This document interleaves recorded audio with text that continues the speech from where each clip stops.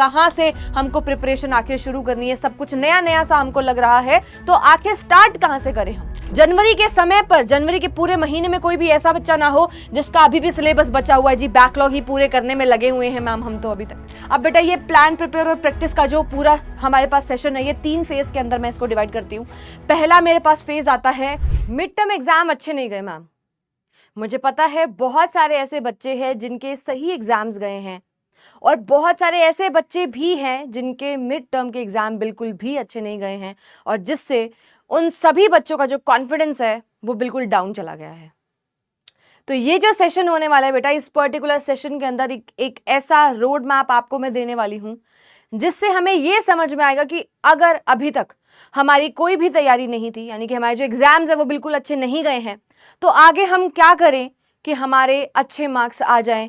क्या हम अभी भी 95% मार्क्स को टारगेट कर सकते हैं या फिर बस इतना ही था, अब हमसे नहीं हो पाएगा। बहुत सारे ऐसे बच्चे भी हैं जो डीमोटिवेट हो गए हैं, जो सोच रहे हैं कि अब कुछ नहीं हो सकता है। तो बेटा पहले तो आपको यह सोचना चाहिए कि क्या आपने मिड टर्म एग्जाम के लिए सही से तैयारी की थी। अपने दिल से पूछकर देखना, क्या आपने जितना टाइम देना चाहिए था तैयारी को, क्या आपने उतना टाइम दिया था? तो भाई आपका दिल और दिमाग दोनों आपको बताएगा कि आपने कहीं ना कहीं कोई तो कमी छोड़ी है जिसकी वजह से आपके पेपर अच्छे नहीं हुए या आपके मिड टर्म एग्जाम्स में, है ना, जो आप चाह रहे थे, जो आप एक्सपेक्ट कर रहे थे कि भाई मेरे 90 प्लस ही आ जाएं, चलो, या 85 प्लस आ जाएं, वो भी आपके नहीं बन रहे हैं। तो कहीं ना कहीं आपकी स्ट्रैटेजी के अंदर ही दिक्कत थी, है ना। आपने जो प्लानिंग करी थी या तो आप उसको डिसिप्लिन के साथ निभा नहीं पाए, आप खुद को दी गई कमिटमेंट को पूरा नहीं कर पाए, या आपकी तैयारी में कहीं ना कहीं कुछ तो लैग रहा है। तो भाई ये पर्टिकुलर सेशन आप सभी के लिए बहुत ज्यादा इंपॉर्टेंट होने वाला है। मेरी बात ध्यान से सुनेंगे। आपको बार बार YouTube पे आकर के अलग अलग लेक्चर्स नहीं देखने हैं, अलग अलग सेशन नहीं देखने कि भाई हमें कुछ ऐसा मिल जाए, हमें कोई ऐसी स्ट्रैटेजी मिल जाए कि 2 महीने में कैसे हम जो है बहुत बढ़िया स्कोर कर ले, हम 95 प्लस स्कोर कर ले, हम टॉपर कैसे बन जाए मैम 1 महीने में। कोई नहीं बन सकता भाई 1 महीने में टॉपर। आपको कंसिस्टेंसी के साथ, डेडिकेशन के साथ मेहनत करनी पड़ती है, तब जाके आप एक अच्छा स्कोर कर पाते हैं। और बात रहती है आपने आईसीएसई बोर्ड की, तो सिलेबस बहुत ज्यादा है, बहुत वास्ट सिलेबस है। उस केस में तो आपको डे 1 से मेहनत करनी चाहिए। पर कोई बात नहीं, अभी भी इतना कुछ नहीं बिगड़ा है, अभी भी आप अच्छा स्कोर कर सकते हैं। पर now you need a smart plan. अब आपको एक स्मार्ट प्लान की रिक्वायरमेंट है। अब ऐसे ही आप, है ना, आंखें बंद करके गो विद द फ्लो नहीं कर सकते हैं, ठीक है, क्योंकि एक जो डेड फिश होती है ना, वो भी गो विद द फ्लो ही जाती है। तो आपको क्या करना है, एक स्मार्ट प्लानिंग, एक स्ट्रैटेजी की आपको रिक्वायरमेंट है, आपको डेडिकेशन की रिक्वायरमेंट है ना, आपको डिसिप्लिन, सेल्फ डिसिप्लिन आपके अंदर होना चाहिए, तभी आप अच्छा स्कोर कर पाएंगे। तो मैम क्या करना है आप मिड टर्म एग्जाम के बाद? तो ये सारी चीजें इस पर्टिकुलर सेशन के अंदर हम डिस्कस करने वाले हैं, जो कि है क्लास 10th आईसीएसई बोर्ड के बारे में। यहां पर मैं सिर्फ और सिर्फ केमिस्ट्री की बातें नहीं करने आई हूं, मैं यहां पर ओवरऑल जर्नल बातें करने आई हूं कि किस तरीके से आपको डील करना है आपके सिलेबस के साथ, आपके क्लास 10th बोर्ड्स के साथ किस तरीके से आप डील करेंगे, ठीक है।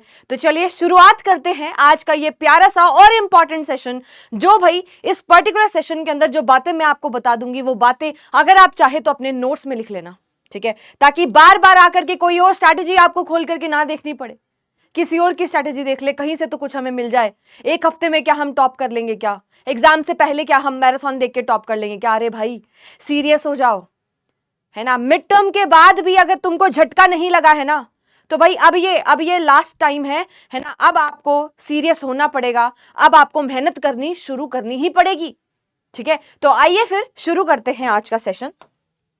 देखिए अब यहां पर मैंने बहुत सारे ऐसे कुछ बातें यहां पर लिखी हैं जो बहुत सारे बच्चों के मन में चल रही होंगी कि मैम हमारे तो mid term exam kind of waste ही हो गए हैं, है ना। क्या हम आगे किस तरीके से आगे बढ़े? अब क्योंकि मिड टर्म में अच्छे नंबर नहीं आए, तो आगे का स्टेप किस तरीके से उठाना है? पिछला सिलेबस करे, आगे का सिलेबस जो चल रहा है क्लासेस में, है ना, पीडब्ल्यू क्लासेस हो चाहे आपकी स्कूल की क्लासेस हो, वहां पर आगे आगे सिलेबस होता चला जा रहा है। मैम कहाँ पकड़े, पीछे का सिलेबस पकड़े कि आगे का सिलेबस पकड़े, या क्या करे समझ में नहीं आ रहा है ना। तो भाई आपको टेंशन नहीं लेनी, हर एक क्वेश्चन का जवाब आपको यहाँ पर मिलने वाला है। सिलेबस बहुत ज्यादा है मैम, बहुत ज्यादा ओवरवेलमिंग हमारे लिए हो जाता है कि किस तरीके से हम रिवीजन भी करें और हम नए सिलेबस के ऊपर भी पकड़ बनाएं और क्वेश्चन भी करें और सैंपल पेपर भी करें, मैम समझ में नहीं आ रहा है।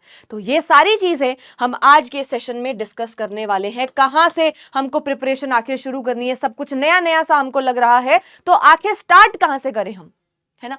95 प्लस स्कोर कर पाएंगे क्या अभी भी? रिवीजन आखिर करनी कैसे है, कहां से शुरू करें, कितनी बार रिवीजन करनी होगी हमें, कितने मॉक टेस्ट हमको लगाने पड़ेंगे, कैसे हमें तैयारी करनी है, क्या अभी भी कमबैक हो सकता है?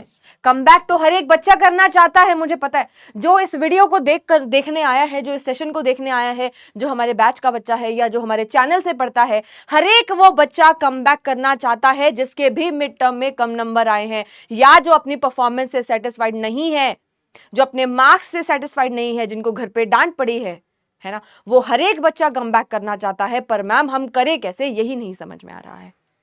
तो मैंने जैसे आपको बोला, आपको दो चीजें अपनी लाइफ में लगानी पड़ेंगी बेटा। मोटिवेशन के भरोसे नहीं बैठ सकते हो।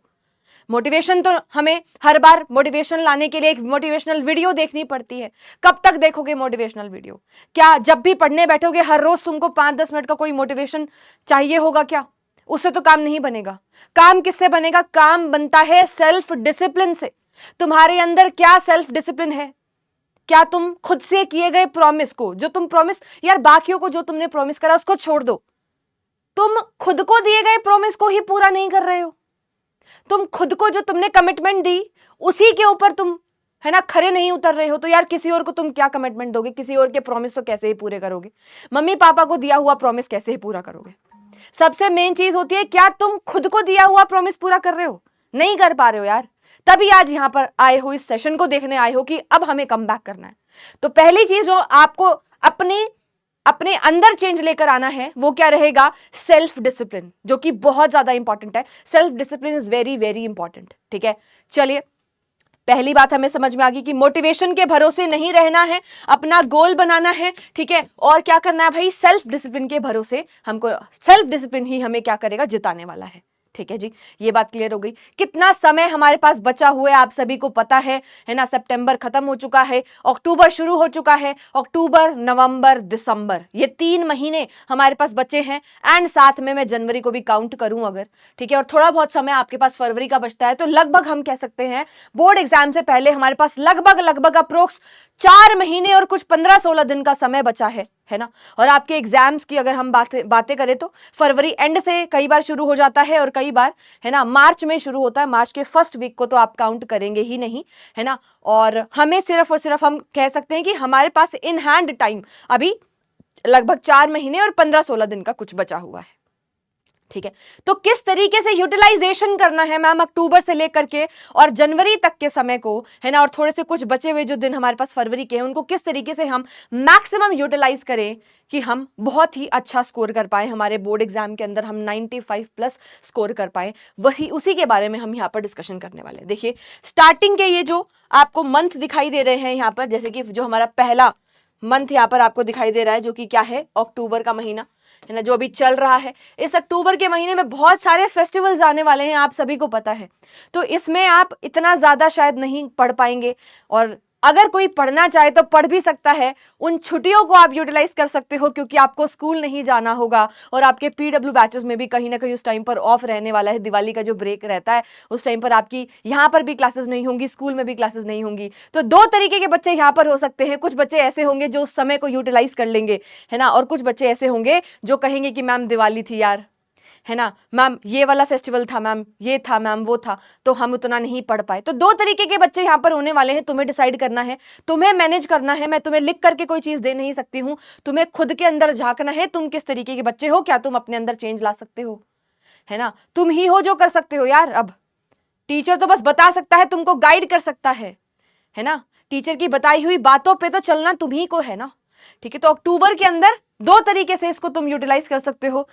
एक तो कुछ बच्चे ऐसे होंगे जो बहुत बढ़िया तरीके से यूटिलाइज करेंगे और कुछ बच्चे ऐसे होंगे जो शायद वेस्ट कर देंगे उन छुट्टियों को मस्ती करके, है ना। मैं ये नहीं कहूंगी कि आपको बिल्कुल मस्ती नहीं करनी है, बिल्कुल फेस्टिवल का सीजन शुरू होने वाला है, दिवाली आएगी और बहुत सारे फेस्टिवल्स आएंगे, आपकी छुट्टियां होंगी, है ना, तो बिल्कुल आपको मस्ती भी करनी है, पर यार मस्ती का टाइम फिक्स कर दो, पढ़ाई का टाइम फिक्स कर दो, चाहे कुछ भी हो जाए आपको 5 घंटे तो सेल्फ स्टडी करनी ही करनी है, चाहे दिवाली का दिन हो। यार मेरे को एक बात बताओ, दिवाली का दिन है, मम्मी तुमसे कोई काम करवाएंगी क्या? मम्मी खुद ही तो सारी प्रिपरेशन करती है, मम्मी पापा मिलके तो सब कुछ करते हैं ना, तुम्हें क्या करना है? तुम्हारा तो एक ही काम है, पढ़ाई करना। तो यार चाहे दिवाली हो, चाहे कोई भी फेस्टिवल का सीजन हो, चाहे कोई भी दिन हो, आप मिनिमम 4 to 5 आवर्स तो सेल्फ स्टडी कर सकते हैं ना यार। अगर आपका अभी तक बैकलॉग हो गया, क्योंकि मैम हम तो मिड टर्म एग्जाम चल रहे थे, हमने तो क्लासेस ही नहीं देखी, हमने तो आगे पढ़ाई ही नहीं करी, स्कूल में भी आगे हो गया, बैचेस में भी आगे हो गया, कोचिंग पे भी आगे हो गया, मैम क्या करें? अरे भाई यही समय है अक्टूबर के महीने को, अगर तूने अक्टूबर में आने वाली छुट्टियों को अगर तूने सही से यूटिलाइज कर लिया तो तेरा कमबैक पक्का है। लिख के ले ले आज मुझसे, ठीक है। तो अक्टूबर का मंथ जिसमें बहुत सारी छुट्टियां आएंगी, जिसमें आपको ऑफ मिलने वाला है स्कूल से, कोचिंग से, बैचेस से, ट्यूशन से, इस टाइम को अगर तुमने अच्छे से यूटिलाइज कर लिया तो भाई फिर तुम्हारा कमबैक है पक्का। अच्छा जी, अक्टूबर नवंबर, ठीक है, नवंबर एंड तक, एंड ऑफ नवंबर तक बेटा जी बहुत सारे स्कूल्स के अंदर प्री बोर्ड एग्जाम शुरू हो जाते हैं। तो लगभग आपको ट्राई करना है यार कि आप जो है अपना मेजॉरिटी ऑफ टाइम जो है प्री बोर्ड के अंदर, फिर से अगर अच्छे नंबर नहीं आते हैं बेटा जी आपके, तो बहुत बार ऐसा होता है कि डीमोटिवेट हो जाते हैं, पढ़ने का मन नहीं करता। तो आपको ट्राई करना है कि आप अपने सिलेबस को टाइमली कवर कर लें, ठीक है। तो एंड ऑफ नवंबर मैं कह रही हूं, बहुत सारे स्कूलों में दिसंबर तक भी, है ना, शुरू होते हैं। ये स्कूल टू स्कूल ये चीजें वेरी करती हैं, तो आपको अपने हिसाब से प्लान कर लेना है। मैं यहां पर आपको कह रही हूं यार कि आप 20 से आप 22-25 दिसंबर तक आपको बेटा प्लान करना है कि आप अपने सिलेबस को कवर कर लेंगे। आपका सिलेबस एटलीस्ट कंप्लीट हो जाना चाहिए, डन हो जाना चाहिए 25 दिसंबर तक। 20 से 25 दिसंबर तक आप अपने सिलेबस को कवर कर ले। पहला टारगेट हमारा ये है कि हमारा कोई यार बैकलॉग ना बचे, 20 दिसंबर तक हमारा सिलेबस हो जाए, ठीक है। एक बार जब सिलेबस हो रखा होगा तभी तो बार बार रिवीजन करोगे। क्लियर है? आपको ध्यान रखना है, ट्राई करेंगे दिसंबर तक का समय आपको देना है। कोई बैकलॉग है, कुछ रह गया है, कुछ छूट गया है, give complete time to your in completion of your syllabus. अपने सिलेबस को आपको कंप्लीट करना है प्रॉपर नोट्स के साथ, है ना, और जो टाइमली रिवीजन चाहिए होती है उसके साथ ही आपको अपने सिलेबस को कवर करना है। बैचेस में जो टेस्ट होते हैं वो टेस्ट भी आपको देते रहना है, और कम से कम मैक्सिमम मैं बोल रही हूँ यार लास्ट 25 दिसंबर है, उसके बाद आपका सिलेबस नहीं बचना चाहिए, कवर हो जाना चाहिए तब तक सिलेबस, ठीक है जी। जनवरी का पूरा महीना हम देंगे बेटा जी रिवीजन को। पूरा महीना किसको देने वाले हैं? रिवीजन को देने वाले हैं, ठीक है। कंप्लीट मंथ जनवरी के समय पर, जनवरी के पूरे महीने में कोई भी ऐसा बच्चा ना हो जिसका अभी भी सिलेबस बचा हुआ है जी, बैकलॉग ही पूरे करने में लगे हुए हैं मैम हम तो अभी तक, ऐसा कोई बच्चा ना हो, ठीक है। ये मैंने इनफ टाइम आपको यहाँ पर बताया कि 20 से 25 दिसंबर आइडियली आपका सिलेबस कवर हो जाना चाहिए। इतना टारगेट आप मान करके चलिए, एंड उसके बाद हम शुरू करेंगे रिवीजन, ठीक है। एंड जो फिर लास्ट के जो 15 दिन बचे हुए हैं इसमें तो फिर, है ना, अगर एग्जाम की डेट शीट आ जाएगी तो उस हिसाब से ही हमारी आगे की प्लानिंग चलेगी। इसी वजह से यहाँ पर मैंने आपको 4 महीने 4 मंथ्स के बारे में बताया, ठीक है। अब किस तरीके से पढ़ाई करेंगे ये तो हमें समझ में आ गया यार, 4 महीने 15 दिन को किस तरीके से हमें यूटिलाइज करना है। पर अभी से लेकर, है ना, आगे तक में हमें किस तरीके से प्लानिंग करनी है, थोड़ी सी प्लानिंग, आपकी गोल सेट आपको करना पड़ेगा, है ना, आपको टू डू लिस्ट बनानी पड़ेगी, आपको एक अपना प्लानर बनाना पड़ेगा, एक स्मार्ट प्लान बनाने की हमें जरूरत है। तो सबसे पहले ये जो प्लान होना चाहिए, ये प्लान कैसा होना चाहिए? रियलिस्टिक होना चाहिए एंड अचीवेबल टारगेट्स आपको सेट करने हैं। यूं नहीं सोचना कि भाई एक दिन में मैं पूरी की पूरी केमिस्ट्री ही कर दूंगा, भाई पॉसिबल नहीं है, बहुत सिलेबस है आपका। तो रियलिस्टिक गोल ही सेट करना, अपने माइंड में रखना इस चीज को। मैं यहां पर कोई टाइम टेबल आपको नहीं देने आई हूं, क्योंकि टाइम टेबल फॉलो नहीं किया जा सकता है। मैं बस आपको एक आइडिया देने आई हूं यहां पर कि किस तरीके से आपको अपने हिसाब से एक स्मार्ट प्लानिंग करनी है, क्योंकि हर एक बच्चा अलग है, हर एक बच्चे का पेस अलग है, हर एक बच्चे की जो कॉन्सेप्ट्स को पकड़ने की पावर है, जो एबिलिटी है, वो भी अलग अलग है, और उसकी प्रिपरेशन का लेवल भी शायद अलग अलग होगा। तो मैं एक जर्नलाइज्ड आपको नहीं बता सकती हूं, बस आपको मैं समझा सकती हूं, गाइड कर सकती हूं कि किस तरीके से आपको प्लानिंग करनी है। तो सबसे पहले भाई ये रियलिस्टिक अचीवेबल गोल्स हम बनाएंगे। एक ओवरऑल टारगेट आपके पास होना चाहिए कि भाई आपको करना क्या क्या है, कितने मार्क्स आप अचीव करना चाहते हो, कितने मार्क्स आप लेना चाहते हो। कुछ बच्चे कहेंगे यार कि मेरे तो 80% मार्क्स ही मुझे चाहिए। वो ऐसे बच्चे होंगे जिनकी शायद प्रिपरेशन बिल्कुल भी अच्छी नहीं है, जिनके शायद फाउंडेशन या बेसिक्स क्लियर नहीं है, जो सोच रहे हैं यार कि 80% ही मार्क्स आ जाए, जिनके शायद अभी बहुत ही कम मार्क्स आए हैं, वो शायद बच्चे 80% को स्कोर करना चाह रहे होंगे। तो ऐसे बच्चे भी हमारे पास हो सकते हैं। कुछ बच्चे कहेंगे कि यार 90+ मार्क्स ही हमारे पास आ जाएं, कुछ कहेंगे नहीं मैम हमें तो 95+ चाहिए। तो अपना यार एक ओवरऑल तुम्हारा टारगेट क्या है, एक ओवरऑल तुम्हारा गोल क्या है, टारगेट क्या है, वो आपको यहां पर सेट करना पड़ेगा। ठीक है, ओवरऑल टारगेट अगर आपने सेट कर लिया, अपने ओवरऑल टारगेट को कमेंट सेक्शन के अंदर जरूर छोड़ के जाना ताकि दूसरे बच्चों को भी मोटिवेशन मिले, है ना। नेक्स्ट हमारे पास है मंथली टारगेट। आपको मंथली टारगेट बनाने पड़ेंगे कि हर मंथ में, है ना, आप मंथ बाय मंथ क्या क्या चीजें कवर करेंगे, जो कि मैंने आपको बता भी दिया। अक्टूबर नवंबर दिसंबर के अंदर आपको बेसिकली पूरा की पूरा सिलेबस अपना कवर करना है और जनवरी आपको पूरा डेडिकेट करना है to the revision. And monthly में भी अक्टूबर में आप साइंस के अंदर यानी कि केमिस्ट्री में, फिजिक्स में, बायो में, है ना, कौन कौन से चैप्टर्स को कवर कर रहे होंगे, कौन कौन से चैप्टर अक्टूबर में होंगे, कौन से चैप्टर्स नवंबर के अंदर होंगे, एसएसटी के कौन से चैप्टर्स को कवर करेंगे, मैथ्स के कौन से चैप्टर को कवर करेंगे।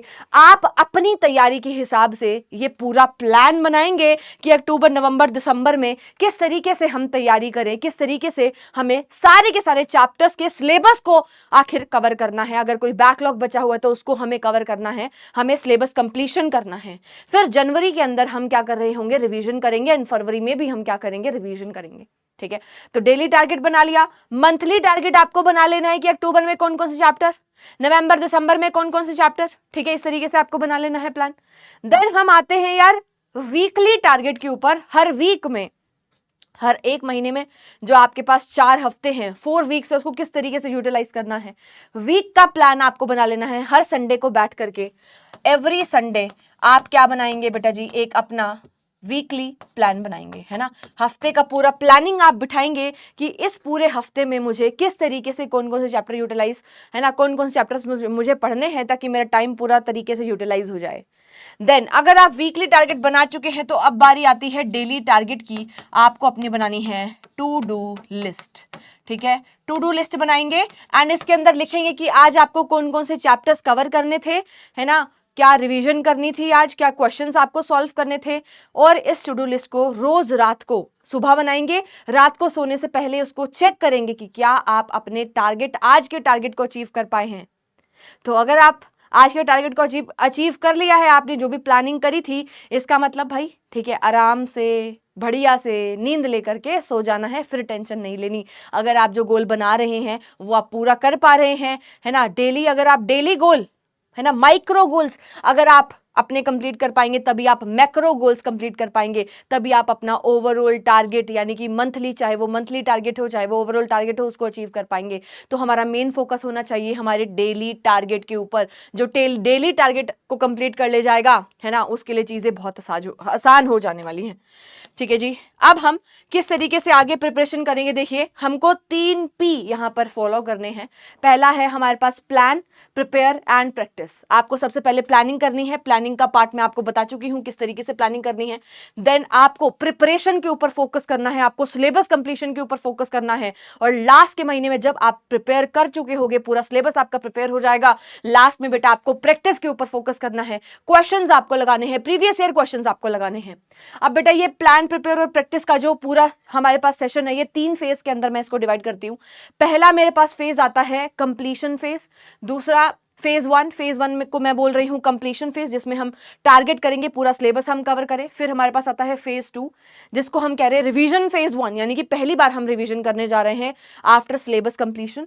ठीक है, देन हमारे पास फेज 3 आता है। फेज 3 मैं यहाँ पर फैब के मंथ को, फरवरी के महीने को दे रही हूं, जिसमें आप रिवीजन फेज 2 करेंगे एंड मॉक टेस्ट लगाएंगे। ठीक है जी, अब इन्हीं 3 फेज को हम डिटेल में यहाँ पर देखने वाले हैं। सबसे पहले मैं यहाँ पर कंप्लीशन फेज की अगर बात करूं तो सबसे पहले you have to focus on कि आपका कोई भी सिलेबस बचा हुआ ना हो, no pending chapter after this point. 25 दिसंबर तक का समय आपको दिया जा रहा है, 25 दिसंबर तक, है ना, आपका कोई भी जो सिलेबस है वो पेंडिंग नहीं होना चाहिए, ठीक है। 25 दिसंबर तक का आपके पास समय है, ठीक है। उसके बाद इसी दौरान आपको अपने डिटेल्ड नोट्स बनाने हैं, as well as short notes बनाने हैं, फ्लैश कार्ड्स बना लेने हैं। जब आप पढ़ाई करेंगे उसी टाइम पर साथ साथ आपके नोट्स बनते चले जाने चाहिए, इसको छोड़ना नहीं है कि बाद में बनाएंगे, नहीं, with complete detailed notes try करना, वहीं से आप शॉर्ट नोट्स भी बना ले साथ साथ ही, ठीक है, जब भी आप रिवीजन करने बैठेंगे, ठीक है। और आप इस कंप्लीशन फेज को 25 दिसंबर तक या 20 दिसंबर तक मानेंगे, ठीक है।